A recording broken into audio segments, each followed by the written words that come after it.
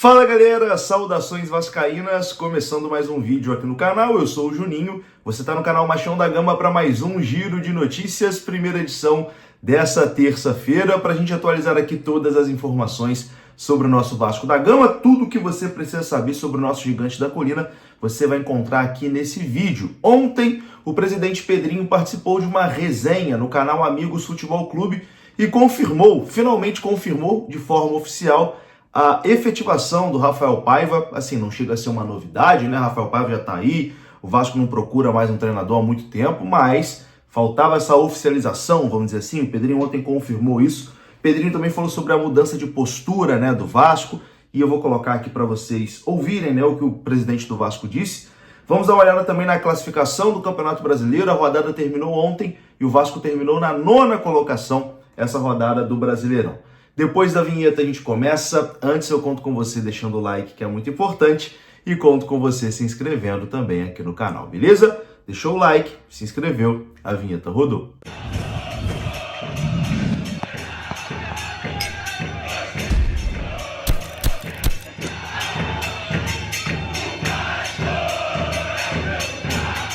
Bora lá então, meus amigos, começando aqui mais um vídeo, e começa esse vídeo aqui falando da nossa parceira da KTO. A KTO é parceira aqui do canal Machão da Gama e o QR Code já está aparecendo na sua tela. Você pode apontar a câmera do seu celular que você é direcionado ao site da KTO e lá você usa o cupom MDG20. O cupom MDG20 vai te dar 20% de bônus no seu primeiro depósito, beleza? KTO, parceira aqui do canal Machão da Gama.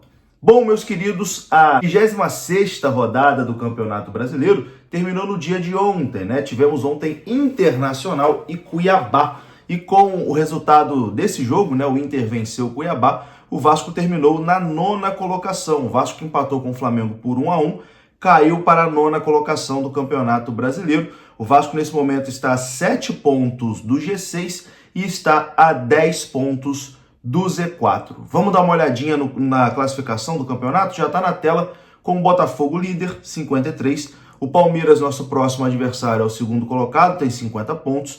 O Fortaleza é o terceiro com 49. O Flamengo é o quarto colocado com 45.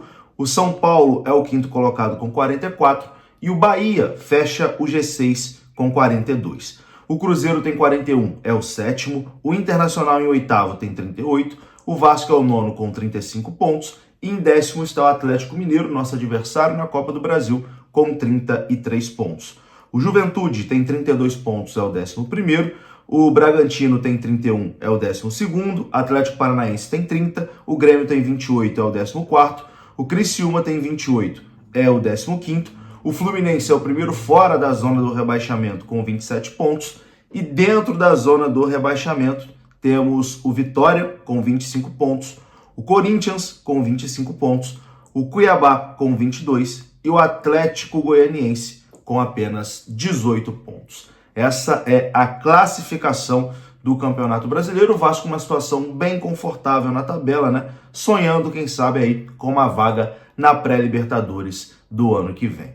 Bom, e muito desse ano tranquilo do Vasco, né? Vasco numa semifinal de Copa do Brasil, tranquilo no Campeonato Brasileiro, sonhando com Libertadores, se passa pela mudança de postura do Vasco dentro de campo. E ontem o presidente Pedrinho esteve no podcast, não é nem um podcast, não é uma resenha ali, o Amigos Futebol Clube do Fui Clear, e o Pedrinho falou sobre essa mudança de postura do Vasco, né? E falou também sobre a sua chegada no comando do Vasco e o que ele fez de mudança para o Vasco ter essa mudança de postura. Confira só. Com o resultado, mas não satisfeito com a reação, né, de chegar ao gol, mas com o empate não. Eu não fico satisfeito com o empate, mesmo sabendo que o time do Flamengo é melhor, mesmo sabendo que o Flamengo jogou melhor, sim, mesmo sabendo que o Flamengo tem investimento melhor. Mas eu estou satisfeito com todos os meus atletas, assim. A mudança que a gente conseguiu de comportamento, isso me dá muito orgulho deles, porque era um momento muito difícil, que eles já viviam praticamente há 1 ano e meio. E a gente encontra um clube, jogadores realmente para baixo, assim, com a cabeça de uma forma bem negativa. Eu já falei isso algumas vezes sobre até algumas cláusulas contratuais, onde os gatilhos de bônus eram gatilhos se o Vasco não caísse. E isso me irritou profundamente, porque você já mentaliza ali uma cabeça perdedora. E para mim você ser vencedor, é antes mesmo de você vencer. Claro. Até na derrota você é vencedor da forma com que você enfrenta aquela derrota. E a gente ali, eu percebia que a gente não sentia uma diferença do que é a vitória e do que é a derrota. E eu quis passar para eles o seguinte, que é difícil introduzir isso aqui no Brasil, que o esporte, o futebol, tem 3 resultados. O empate, a vitória e a derrota. Agora, a forma com que isso acontece, para mim, é inegociável. Então, assim, o Vasco jogando alguns jogos bem, outros jogos ruins, mas ele não deixa de lutar. Ele não deixa de competir. Sim. Mesmo ontem, boa parte do jogo sofrendo, é um time que não desiste, que luta. Sim. E isso me dá muito orgulho, cara, dos jogadores e de saber que em tão pouco tempo a gente conseguiu, assim, fazer algo importante. Não é um trabalho único, que isso fica muito claro, né? Porque às vezes fica concentrado em mim, mas é de toda a equipe, principalmente a equipe que entrou comigo, que tem um trabalho de mais de 10 anos lutando contra o sistema. E foram muito guerreiros, eu não vou dar nome para não esquecer de ninguém. E dentro do clube mesmo, pessoas muito capacitadas que trabalham muito. Eu gosto de fazer muita referência ao Clauber, que é um gerente de futebol que faz um trabalho excepcional. A chegada do Felipe, que eu já tinha indicado lá atrás para o antigo sócio, para ficar muito claro que não tinha na nossa entrada, não tinha nenhuma luta ou intenção de tirar o sócio. Eu sei que não. E a minha intenção sempre foi, desde a campanha, que eu iria fiscalizar. Porque quando tomo essa atitude de me tornar candidato, que foi bem difícil, essa tomada de decisão, é porque eu queria que fosse feito tudo diferente do que eu já sabia que era feito lá dentro. E era um preço alto, né, para se pagar. Então, assim, antes de eu entrar como candidato, depois já eleito, antes de me tornar, obviamente, controlador da SAF, sim, eu indiquei o Felipe, para diretor técnico, eu indiquei o Luiz Henrique, que hoje está no Botafogo arrebentando. Eu indiquei o Luiz Henrique, que está no Botafogo, o Scarpa. Isso com números e nunca foi... E com valores completamente normais, mediante aos que trouxeram. O Luiz Henrique, muito pagável, pô. O do Luiz eu sei. Muito pagável, pô, do Luiz Henrique. E sempre, beleza, vamos ver. Bom, mas nunca andava assim. E eu não entendia, porque antes mesmo de eu me tornar presidente, trabalhando na Globo, eles iam oficializar uma proposta para eu me tornar diretor executivo ou diretor técnico, uma escolha minha.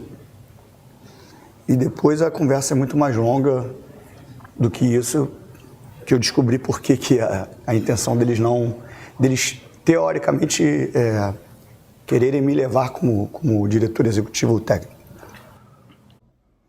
Tá aí o presidente Pedrinho que também falou sobre Rafael Paiva, né? Ele confirmou finalmente a efetivação de Rafael Paiva.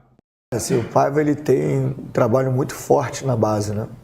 Assim, ele é um cara muito vitorioso na base. A gente olhava assim, o cenário de treinadores, era bem difícil. E eu tenho as minhas convicções ainda com relação a muita coisa de futebol. E o Paiva é um cara inteligentíssimo, estudioso, e foi dando uma resposta positiva. E aquilo ali também me ajudou, com muita humildade mesmo, eu falo, foi desempenhando, foi ganhando, isso foi me dando segurança de manter, né, o Paiva, até, obviamente, ele ser efetivado, que não preciso falar publicamente, mas já falando, por todo o trabalho que ele faz e o conhecimento que ele tem, e por vir da base, que para mim, é o grande potencial do Vasco, que é pouco explorado, e a gente pode explorar isso através até de um cara que conhece muito bem. Além de mim e do Felipe, que nós viemos dali, ele é um cara que é da base. E os atletas gostam dele, o trabalho do dia a dia é bom. Então, assim, foi ganhando corpo, foi ganhando carcaça também. Ele é um treinador muito jovem. As vitórias foram dando respaldo para ele mesmo, mais segurança para ele poder botar em prática. Um cara que sabe dialogar, que entendeu o clube e está dando uma resposta positiva para a gente. Então tá aí, meus amigos, eu vou ficando por aqui. Se você gostou do vídeo, deixa o like que é muito importante. Se inscreva aqui no canal. Saudações, até a próxima.